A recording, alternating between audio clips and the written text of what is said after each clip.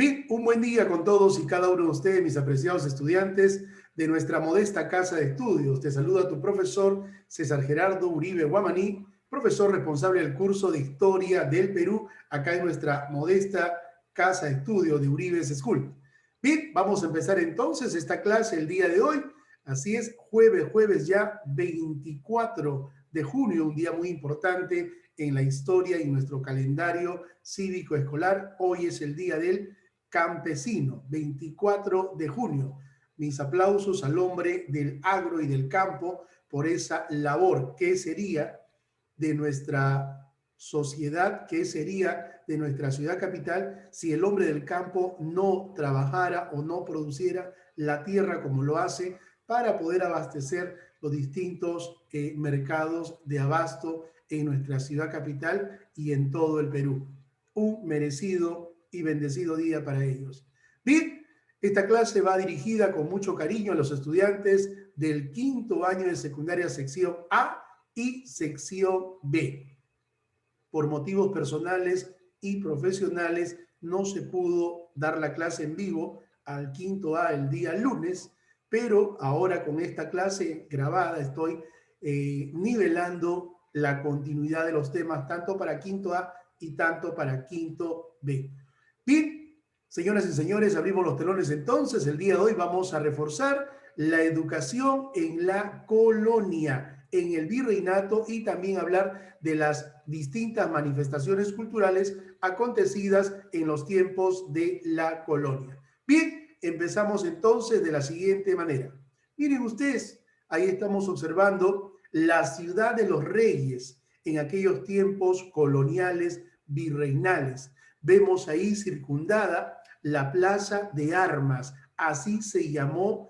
Así se llamó en aquellos tiempos, la Ciudad de los Reyes y su Plaza de Armas. Hoy, Plaza Mayor de la Cultura Iberoamericana.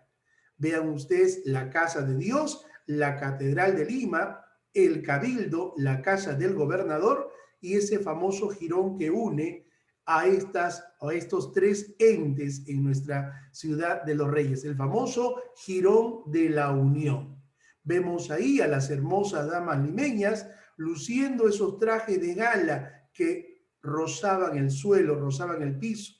Vemos ahí a los elegantes caballeros con sombreros de copa, elegantes sellos al estilo colonial, una gran revolución cuanto se refiere a el arte del vestir. Vemos ahí la presencia de los carruajes, la presencia de los caballos y también a los pregoneros de aquellos tiempos en la Lima colonial. Bien, vamos a hablar entonces y reforzar lo que expresé en clase anterior, la educación en el virreinato. 4 fueron las características importantes de la educación en la colonia, mi apreciada Daisy. Clasista, ¿qué quiero decir? Primera característica, eminentemente clasista. Esto quiere decir que la educación en los tiempos de la colonia se caracterizó por ser un privilegio, no para todos, sino para un pequeño grupo, pero con mucho poder. ¿Y quiénes formaban ese pequeño grupo con mucho poder? Las clases altas y adineradas, integradas por los criollos y los mismos españoles chapetones, así se le decía a los peninsulares. O sea, en otras palabras, mis apreciados estudiantes del quinto año A y quinto año B, la educación no fue para todos, fue para un pequeño grupo de poder, varones. Solo los varones en la colonia tenían acceso a la educación, por eso se dice que fue eminentemente clasista. Segunda característica, no había una gran diferencia en el arte de enseñar. No había una gran diferencia pedagógica en los niveles educativos. Hoy en día, año 2021, categóricamente la pedagogía predomina en el nivel inicial, en el nivel primaria y en el nivel secundario. Ya en el nivel superior va a predominar también la pedagogía, pero más que la pedagogía, la andragogía. Y acá en los tiempos de la colonia no había una marcada, no había un reglamento que establezca una diferencia para impartir conocimientos en un nivel con otro nivel. Tercera característica, era predominantemente y categóricamente religiosa. Sí, señor. Los colegios eran de propiedad de las distintas órdenes religiosas. Acuérdate, Daisy, Allison, Candy, Diana, acuérdate que al Perú llegaron distintas órdenes religiosas. Primero, 1531, fueron los dominicos. Luego en el 32 vinieron los franciscanos, los agustinos, los mercenarios, y así todas las órdenes religiosas, señores, fundaron sus colegios bajo el símbolo de la cruz y bajo la terminología de San Carlos, San Patricio, San Alfonso, San Marcos. Mire usted, distintos colegios pertenecientes a las distintas órdenes religiosas. ¿Quiénes enseñaban? No eran maestros civiles como hoy en día, eran maestros sacerdotes. Oiga, y los sacerdotes, miren ustedes, eran bastante drásticos, sí señor, porque a esto tengo que comentarle que fue también eminentemente religiosa y drástica. No había maestro sacerdote, Daisy, que no andase en la mano con una palmeta o con un látigo. Sí señor, en cada uno de los colegios había calabozos.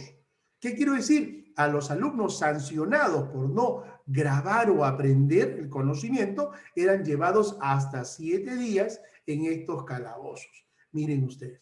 Una cuarta característica, mis apreciados estudiantes, de esta maravillosa promoción 2021, quinto A y quinto B, fue eminentemente memorista. ¿Qué quiero decir? Señores, el maestro sacerdote iniciaba la clase a través de una exposición bastante breve. Luego llenaba el pizarrón hasta la última partecita. Luego les hacía poner en pie a todos los estudiantes y a manera de coro repetían 2, 3, 10, 20, 30 hasta que quedase grabada en la memoria. Sí, señor, acá predominaba completamente un memorismo al 100%. Luego, ¿qué hacía el sacerdote, mis apreciados estudiantes? Borraba la pizarra y llamaba uno por uno para que le exprese lo que había grabado en la memoria. Pobre de aquel estudiante que se olvida una palabra, ya fue palmeta en mano, látigo en mano o calabozo.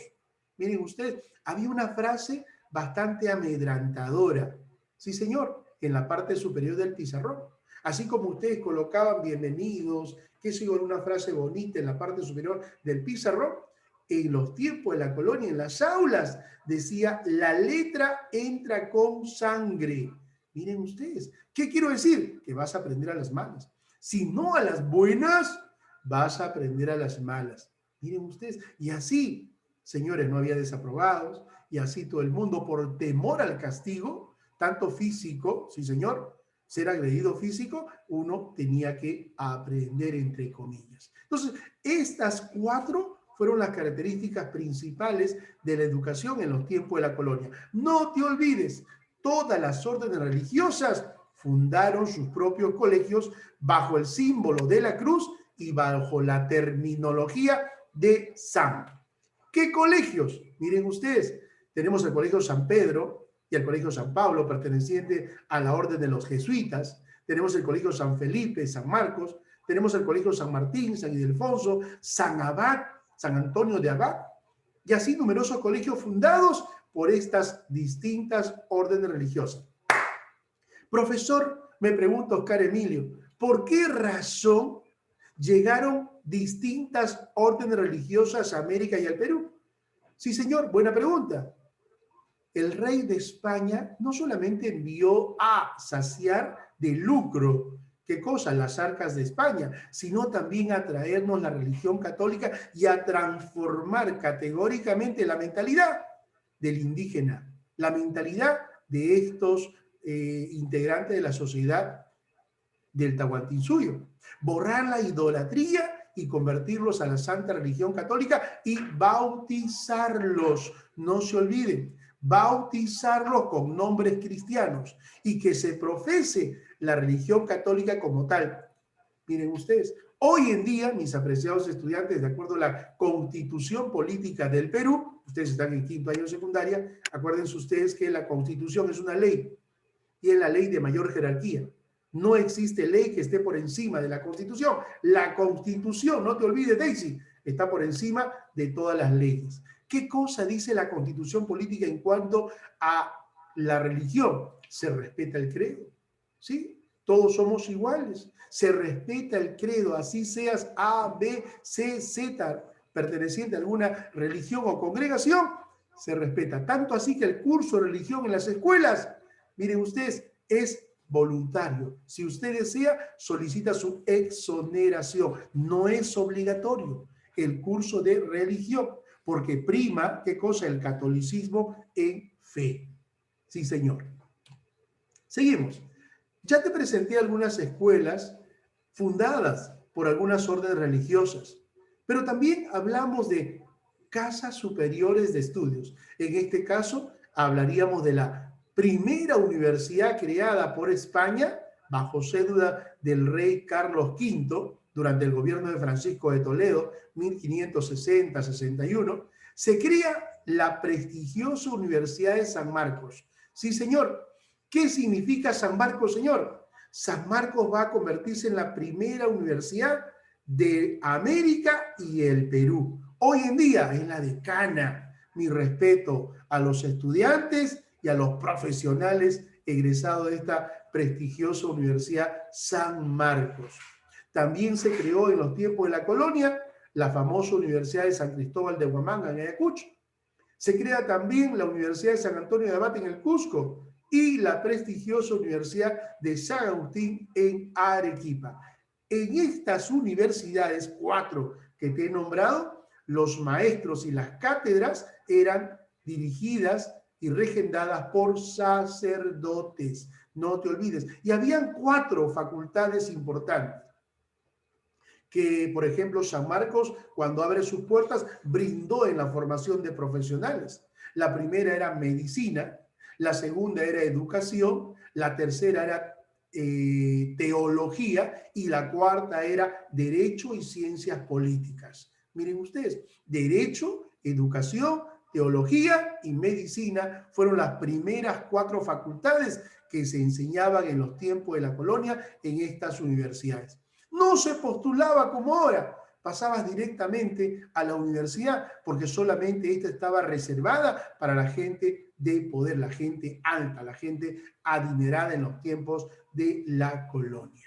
Vean ustedes, hoy en día, miren ustedes, para poder pertenecer a una universidad pública, porque estas 4 son públicas, hoy en día tenemos que dar un examen de admisión, prepararnos como tal para competir, y el que tenga las condiciones y cualidades para ser o convertirse en un universitario, pues ocupa un lugar en estas universidades públicas, ¿no?, regendadas por el Estado peruano. Mi respeto entonces a estas 4 universidades. Señores, si hablamos de manifestaciones culturales en los tiempos de la colonia, acá tenemos que resaltar las letras, la música, la pintura, escultura y el arte del vestir. Sí, señor. Si hablamos de letras, acá observamos una fuerte influencia y dominio de la literatura netamente española. La manifestación central de la literatura de esta época, mis apreciados estudiantes, fue la crónica india. Los relatos indios y relatos mestizos plasmados en escritos, dirigidos y realizados nada más y nada menos por los llamados cronistas. Y acá en los tiempos de la colonia destacamos a uno, el cronista indio Felipe Guamán Poma de Ayala, Santa Cruz Pachacuti, y nada más y nada menos el primer mestizo de oro, el Inca Garcilaso de la Vega, autor de La Florida del Inca y los comentarios del Inca. Este último, hijo de un capitán español del mismo nombre, que se enamoró de una hermosa princesa india llamada Isabel de Chimpuoquio. Y producto de ese amor que se profesaba, trajeron al mundo a este niño que a la postre se convertiría en un gran cronista. No, estamos hablando de el Inca Garcilaso de la Vega. Si hablamos de música, mis apreciados estudiantes, si hablamos de música, la producción musical estuvo marcada por una gran diferencia étnica de sus habitantes. Así es, todos estos aportaron distintos elementos y contenidos para la ejecución de la música. Acuérdense que la música trae consigo la danza y aparecen ritmos musicales, pero con corrientes europeas, corriente andina y la corriente afroamericana. Sí, señor, aparece la polca, aparece el tondero, aparece la zamacueca y posteriormente aparece la marinera. Vean ustedes, mis apreciados estudiantes, ya en los tiempos de la República. Miren, en cuanto se refiere a pintura, llegó al Perú con ese estilo y esa corriente pictórica de influencia netamente europea. Sí, señor. Y en la mayoría de las presentaciones o expresiones o trabajos van a ser eminentemente religiosas, puestos nada más y nada menos en las distintas parroquias, conventos, monasterios y en la propia Catedral de Lima, porque los trabajos en pintura tuvieron estilos netamente religiosos. Si hablamos de escultura, también fueron traídos netamente de Europa y con actividades religiosas. Destacaron por la naturaleza, por la representación de los famosos retablos con escenas religiosas tallados de madera. Miren ustedes, impresionante. Y estos fueron puestos en las distintas capillas, parroquias, conventos, monasterios de nuestra ciudad colonial.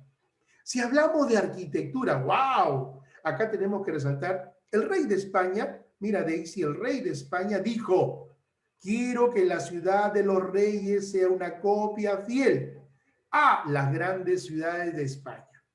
Por esa razón envió a destacados artistas, vamos a llamarlo arquitectos, para que diseñen y ejecuten, ¿qué cosa? Esa copia fiel de España en la ciudad de los reyes. Y así se construyó la Catedral de Lima. Y así se construyó el Palacio Municipal. Y así se construyó la Casa del Gobernador, hoy Palacio de Gobierno. Miren usted, y estos artistas, arquitectos, entre comillas, traídos de Europa, costaba mucho dinero traerlo. Fueron conocidos con el nombre de alarifes.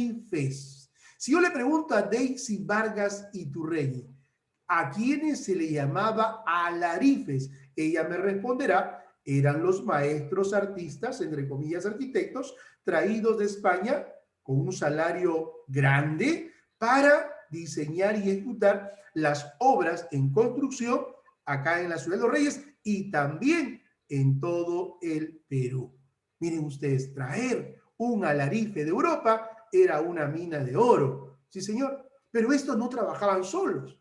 Necesitaban ayudantes, pues se les colocó como ayudantes a indios, a criollos y también a mestizos.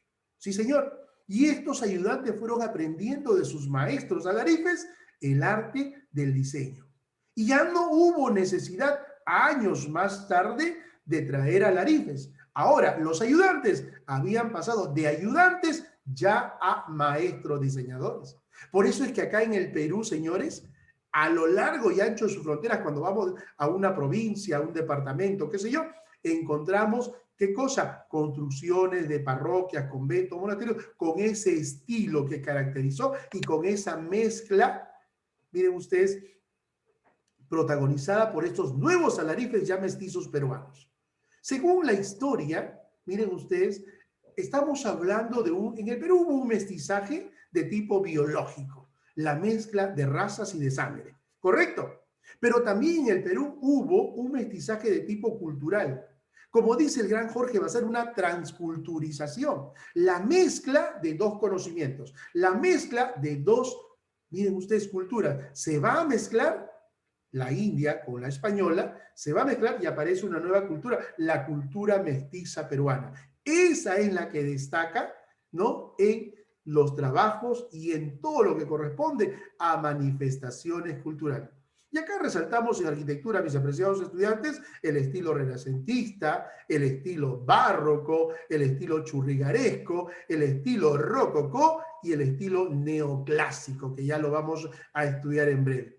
Y en cuanto se refiere al arte del vestir, señores, la llegada de los españoles a América y al Perú significó definitiva y categóricamente una revolución en el arte textil.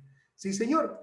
ellos van a lucir hermosas prendas en comparación, muy finas, a las prendas que se utilizaban pues acá en el Perú de la época del Tahuantinsuyo. Miren ustedes los trajes, tanto de varones como mujeres, eminentemente resaltantes y costosos. Ya hablaremos de cada uno de ellos. Seguimos.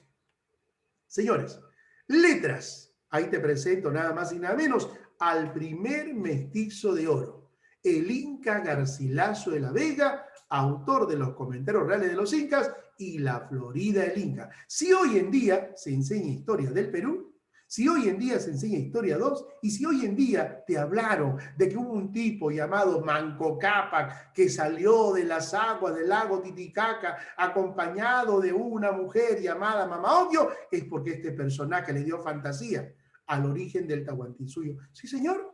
Las grandes culturas del mundo, Roma, China, Grecia, etcétera, para explicar su origen, siempre se han basado en leyendas. Y el Inca Garcilaso de la Vega dijo, ¿y por qué nuestra cultura no puede basarse en leyendas en cuanto a su origen? Y diseñó esta leyenda que hasta el día de hoy nos han enseñado todos. ¿Correcto? Bien, luego tenemos de lado al gran Hipólito Unanue, personaje bastante significativo en la historia precursora de nuestro país. Este personaje fundó nada más y nada menos la Sociedad Amante del País. Sí, señor. Y fue director de una gran revista que revolucionó la mente y los corazones de todos los criollos. ¿Cómo se llamó esa revista, mi apreciado Oscar Emilio? Se llamó nada más y nada menos el famoso Mercurio Peruano. Leer el Mercurio Peruano, señoras, señores, era quedarse anonadado, impresionado, enamorado del Perú, porque hablaba de las riquezas del Perú. El mismo Alexander von Humboldt, cuando vino para acá, el mismo Raimondi, caramba, se quedó impresionado con lo que el Perú tenía, porque esta revista hablaba del Perú. Raimondi dijo, por ejemplo, ¿qué cosa dijo Raimondi? El Perú es un mendigo sentado en una banca de oro. Miren ustedes, y para amar al Perú hay que conocerlo.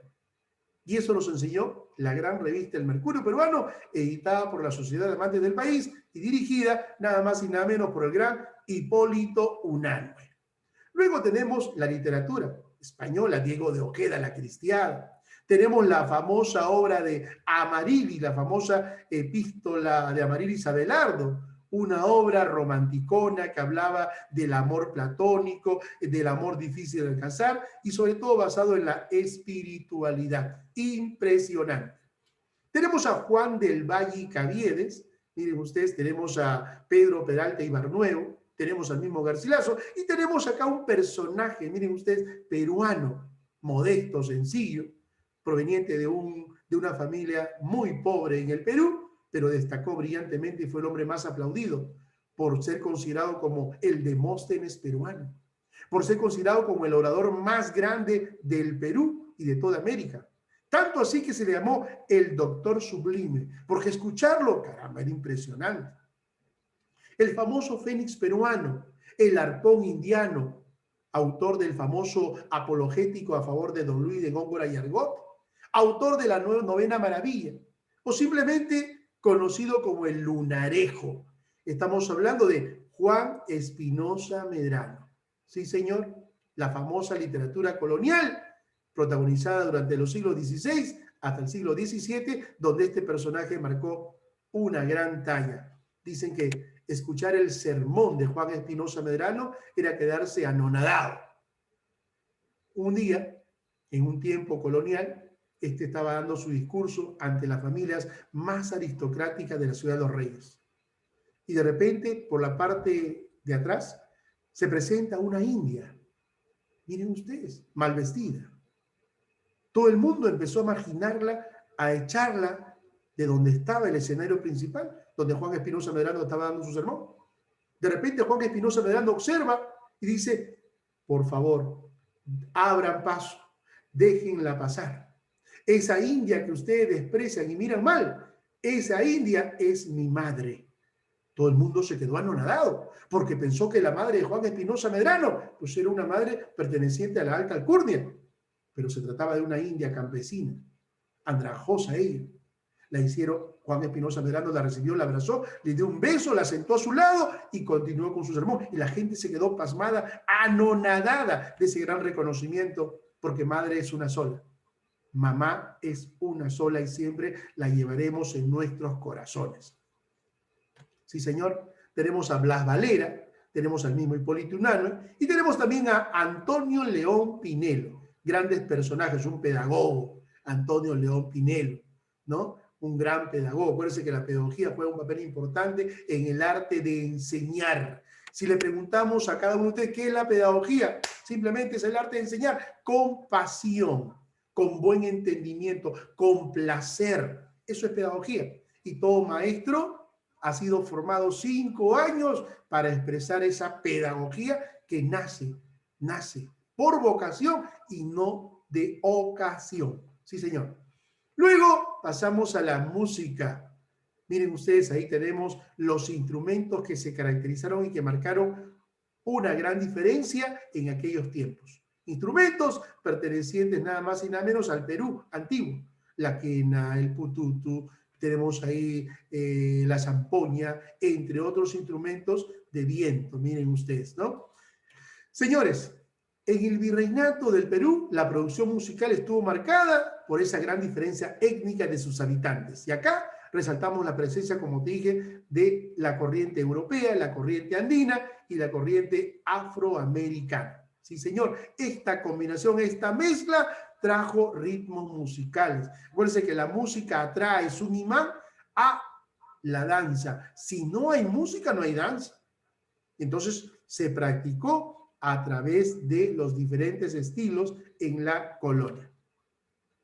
Entre los compositores de aquellos tiempos destacan de influencia italiana como Cerruti, ¿no? El organista Aparicio, el maestro Bolognesi, ¿no? El licenciado Zapata, Fray Toribio del Campo. Si hablo acá dice el maestro Bolognesi. ¿Saben de quién es? ¿Saben de quién se trata el maestro Bolognesi? Su nombre, Francisco Bolognesi. Y este fue padre, nada más y nada menos, del famoso patrón del ejército peruano, Francisco Bolognesi Cervantes. Francisco Bolognesi era italiano, era músico, tocaba el órgano, y fue aquel que tocó la misa antes de la proclamación de la independencia con el generalísimo don José de San Martín. Y ese día, el sábado 28 de julio de 1821, Francisco Bolognesi, el maestro, llevó a su hijito de 5 años. ¿Y sabe quién fue su hijito de 5 años? Ya te dije, nada más y nada menos, Francisco Bolognesi. Francisco Bolognesi en 1821, cuando se proclama la independencia del Perú, tenía 5 años de edad. Conoció al generalísimo don José de San Martín y escuchó esas solemnes palabras. Dicho sea de paso, miren, hoy día estamos 24, el próximo mes estamos en vísperas ya de nuestro aniversario del mes de la patria, del día de la proclamación. 200 años de haber sido proclamada nuestra gloriosa independencia nacional. Miren ustedes, sábado 28 de julio de 1821. ¿Cómo no olvidarse de esas entrañables palabras que el general San Martín expresó? La primera palabra que él expresó cuando estuvo en el tabladillo, ¿se acuerdan? ¿Cuál fue? Compatriotas. Y todo el mundo se puso atento. Y luego dijo, tomando el pabellón nacional en sus manos, dijo, el Perú, desde este momento el Perú es libre e independiente por la voluntad general de los pueblos y por la justicia de su causa, mirando arriba, que Dios defiende. Viva la patria, viva la libertad y viva la independencia. La gente vibró de alegría, lloró de alegría, porque el Perú se convertía en un país libre e independiente. Y eso ustedes lo saben por Historia 4. Seguimos. Pintura, ahí está. Los trabajos en pintura, trabajos en óleo, trabajos en lienzos, sí señor. Las famosas limeñas, las famosas tapadas y el arte completamente del vestir en cuanto se refiere a trabajos de pintura. Generalmente los trabajos en pintura van a ser estilos clásicos traídos de Europa, Italia en especial, y van a ser con sentidos religiosos. Los apóstoles, la última cena, y todos estos van a ser colgados y colocados en las distintas parroquias, conventos y monasterios en el Perú. Escultura, tenemos el arte de esculpir, tallar, también con influencia europea para ser colocadas en los distintos lugares religiosos de nuestro Perú. Arquitectura, ahí está, destacan elementos o materiales, piedra, ladrillos, adobe, barro, cañas y yesos, no cemento. Hoy en día, ya ustedes saben perfectamente, la mezcla que va a unir a los materiales de construcción van a ser netamente el cemento, ¿no? El cemento mezclado con la arena gruesa. Pero en aquellos tiempos, no. Los elementos que se van a utilizar para trabajos en arquitectura son piedra, ladrillos, adobe, barro, cañas y yesos. Sí, señor. Tenemos el estilo barroco. Fue importado al Perú, dice, dominando el estilo en los siglos XVII y XVIII. Y este estilo barroco, señores, se caracterizó por esa gran belleza deslumbrante, miren ustedes, en los frontis de la antigua ciudad de los reyes. Tenemos el estilo renacentista, ¿no? Traído de Europa, y esto pues aconteció durante el siglo XVI y XVII, los balcones y sobre todo los arcos en los centros, en los distintos lugares, patios especialmente, con una pequeña pileta en el centro. Tenemos el estilo churrigueresco, ¿no? En homenaje al español arquitecto José Churriguera. El mismo estilo barroco, pero rico en adornos y más complicado. Miren ustedes, caprichosos diseños que se pueden ver en el arte de la construcción. El estilo rococó, en la colonia importado del Perú durante los siglos XVII y XVIII. Este se caracterizó por su recargada ornamentación, pero con una belleza deslumbrante. Miren esos balcones, miren esas copas.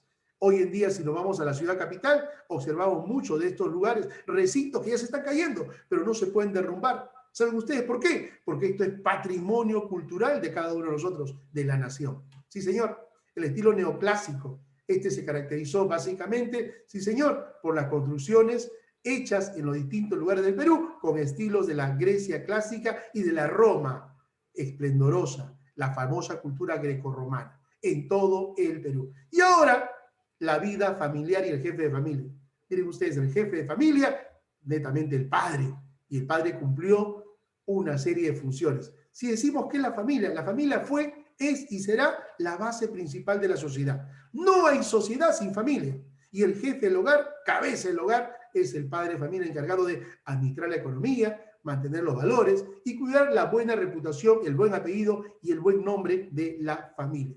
El jefe de familia tenía un amplio poder sobre la esposa, sobre los hijos y también sobre los empleados del hogar.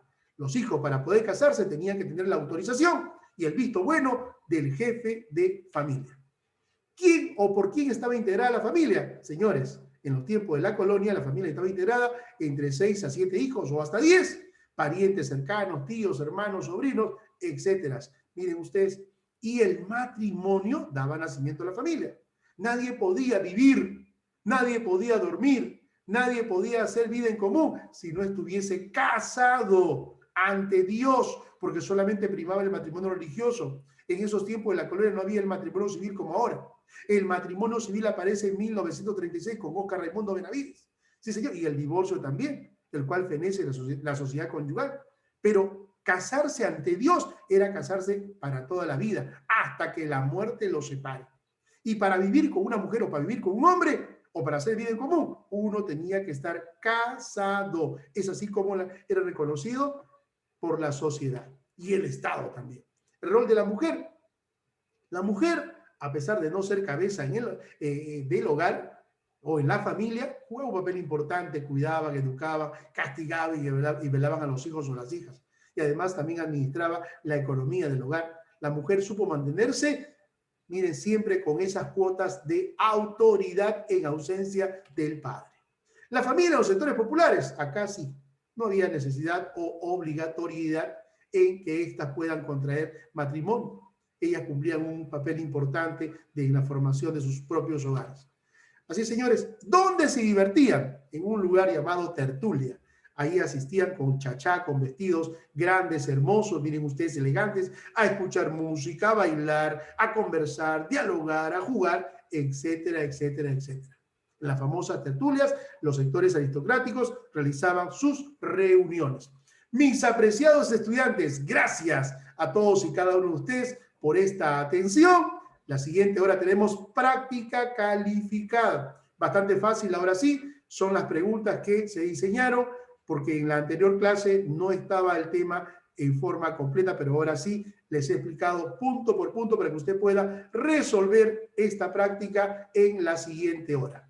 Mis apreciados estudiantes de nuestra modesta casa de estudios, quinto año A y quinto año B, gracias por su atención. Fue su profesor César Gerardo Uribe Guamaní, profesor del curso de Historia del Perú. Gracias, un saludo para Alison Guadalupe, Dayana, Daisy Vargas, para cada uno de ustedes, mis apreciados estudiantes. Gracias, un buen día. Nos vemos en la siguiente hora con la práctica calificada. Gracias, buenos días.